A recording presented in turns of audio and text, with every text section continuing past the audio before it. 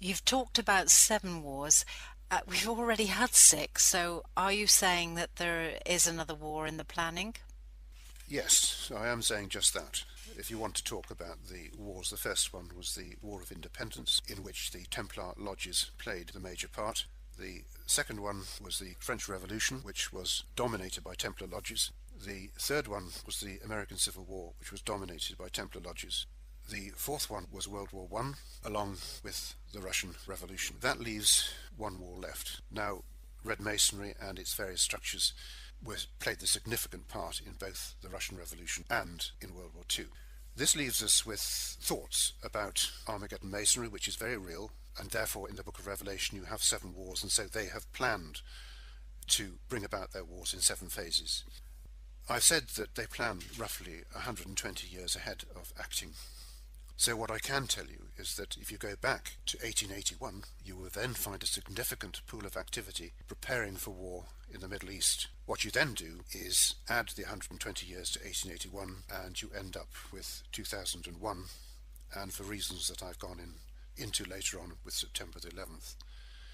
The planning for a war in the Middle East is very, very complicated, it's very clever, and the planning went on, as I say, over that span of time.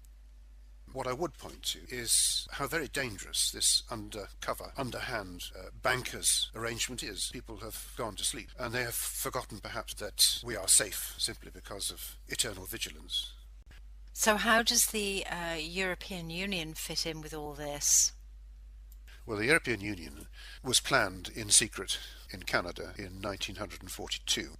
The bankers who met to discuss the European Union were directly related to those who paid for the Russian Revolution and were involved in other wars. So in 1942, the bankers who had bankrolled Hitler moved rapidly out of the way and abandoned him and began to plan for their future during the peace years. We talk about something like the Maastricht Treaty or something like that in the 1990s as the doorways through into Europe, but we need to know that it is based upon the Ventotene Manifesto, which was produced by the Italians in 1941-42 in secret. So when we're dealing with the European Union, we're dealing with yet one more step into a society that is controlled by bankers and run by bankers and has very little to do with human freedom, dignity and liberty. The European Union itself, in a sort of slightly longer origin, was produced by a Lombard agent called Giuseppe Mazzini in 1837. So you've got to add 120 years to that to find that the European process is opened up in 1957. 1837 we had Giovine Europa, which was the idea of the United States of Europe, which was also called for in 1849 by the Knights Templar Order of Zan leader, Grand Master Victor Hugo. What we've seen with the European Union is something that is akin very closely to the East India Company. When it traded in India, it made people pay into the system, and by paying into the system, the East India got very rich and didn't do anything, and then the payers were allowed to trade. So what you've got in the European Union is something remarkably similar to something we've seen before. Over a period of time, very sadly, we've seen our laws being eroded by the power that was in Europe before it moved to Canada in 1942. We've seen the freedom of our voting system moved into some sort of corporate voting arrangement. So I believe that in Europe we've seen the growth of the old oligarchy. One of the weapons in their armoury is a thing called synarchy. And synarchy has appeared before the French Revolution, in the French Revolution, throughout the process of World War. And another word for it is Nazi communism. And what happens with the process of synarchy is that you get a very right-wing arrangement that runs a left-wing commune. So synarchy is what really is happening at the moment to the free world. We are manoeuvring into control by bankers, but the people who are caught up in this are to be no more than peasants in a commune. And I can trace this synarchy movement as a very, very powerful movement through Europe into America and in association with what are called the hawks in America of recent times. So synarchy is a very real thing. The bankers, particularly in America, and I'm thinking of one or two of them, I would think of Rockefeller, for instance, who repeatedly backs communism and says what a good thing communism is, whilst at the same time enjoying remarkable riches. What is happening in the sowing of socialism and communism and the left wing is simply the formation of a peasant commune. So if you look at the Reese Committee of Congress, who investigated education in America, they came up with the startling conclusion that religion was being removed, and remember I talked about religion as one of the 4 points, and socialism, a form of socialism, is being introduced into the schools by the various trusts concerned. So you see, what we're being prepared for is a left-right commune. If you listen to the Ford Foundation, they stated quite clearly that what they intended to do was unite America, minus its constitution, with Russia in Europe, which, bearing in mind, is, from my point of view, a Lombard concern, as part of the process of then moving on to greater things in greater parts of the world. So you've got the left wing and you've got the right wing. And if you want to look at the foundation of something like the United Nations, you'll find that the founder, John Dulles, who is part of the banking ring, was an extreme right-wing leader, a real extremist who believed in a super race and eugenics, and he created an entirely communist committee for the United Nations. By looking at this and studying it, you begin to discover that there is an actual process going on which is gathering pace, and that is that when we go to sleep, and if we sleep for too long, we will emerge in a society which is very right-wing, as with the Third Reich, in which the rights of the people are curtailed to the point of really left-wing peasantry. And that is the process that we're also going through at the present time. When people talk about the New World Order, it's a lot nastier than they think it is. There are many trends that just seem to take hold. Is there any way they have of altering our society or our perceptions of things?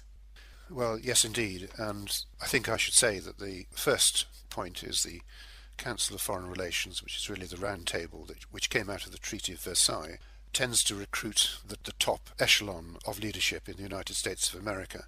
And it was started by the Rockefeller bankers and other bankers allied to him, of course. So you've got a huge pressure group in America which doesn't like sovereignty, I suspect doesn't like the Constitution too much, and is constantly crying for New World Order.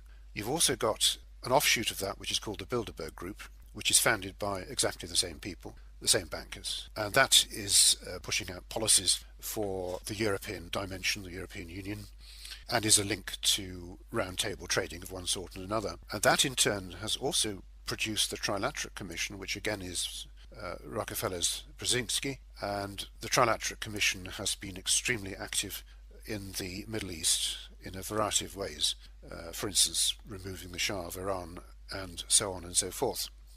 So certainly you've got these secret groups which are being allowed to function, which are tending to shape both our policies, political situations and trading.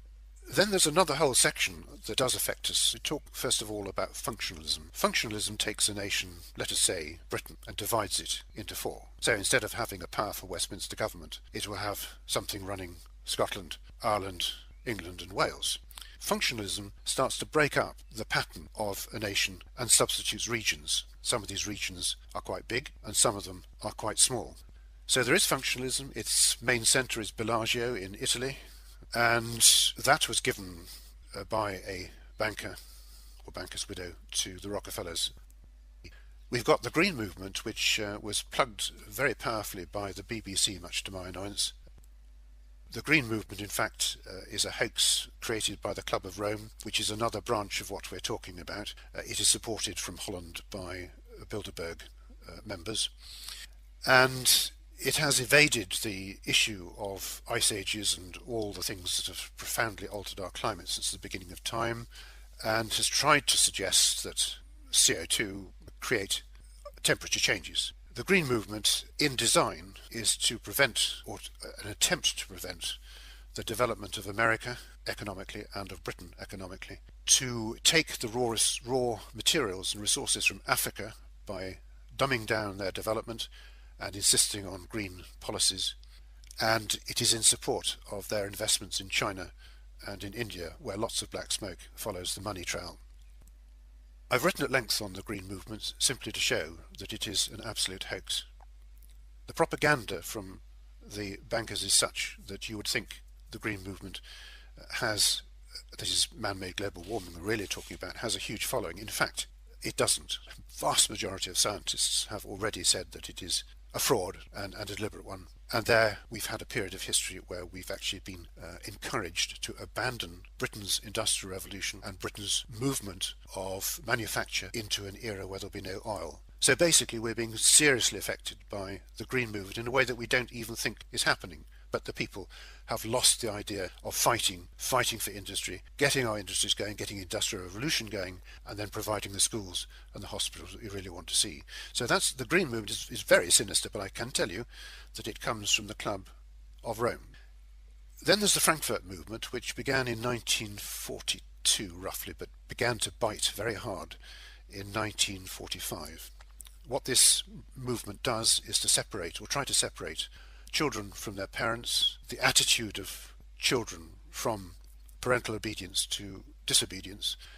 It inspires immorality of every possible kind. It disturbs the relationship between men and women. It is basically an undermining process that was directly behind the hippie movement and is directly behind what we might call radical counterculture, where the structure of the nation is being eroded. Frankfurt is a very manipulative process that was also used to promote the Cold War in Europe, the East-West divide which you now see being placed into the Middle East. So Frankfurt is not a pleasant thing. It first manifested itself out of the OSS and CIA in America, took over the European wing of the CIA and began to work its tricks both on Britain and on Europe. There's also, of course, socialism itself, but that's really political. It's trying to head us into becoming an obedient socialist commune. And the roots of socialism can be traced back to Venetian agents talking now of the Darwinian period and what is called Darwinian socialism, because the Lombards also produced Darwin's theory of evolution. There are then other groups operating, and one of them is Common Purpose, which has infiltrated many of the groups and establishments in this country. We are told that it's in the BBC and the police and so on and so forth. There are supposed to be a large number of recruits who basically are working beyond authority, which means that they are networking outside the groups that we normally depend upon and may start twisting planning and all sorts of other things to their own advantage, including linking up with functionalism, which means a disintegrating country being placed into the hands of a foreign power. Common Purpose is also called Marburg in the United States of America, and Marburg came from the Carnegie organization. So they're the same process. And I've already talked a little bit about Syndicate, but Syndicate is also the same process as Marburg and Common Purpose. So you'll see that we've got these various groups acting both separately and also together to bring about changes. So if you go abroad and you stay abroad for a long time, perhaps you work overseas or something like that for 3 years, you come back, you'll suddenly think, my goodness, things have changed. You don't see it happening as it's happening, but you can see it by stepping out of the situation and then stepping back into it again. And the result of all these organisations is that we are beginning to lose not only our sovereignty, but also our direction as a people.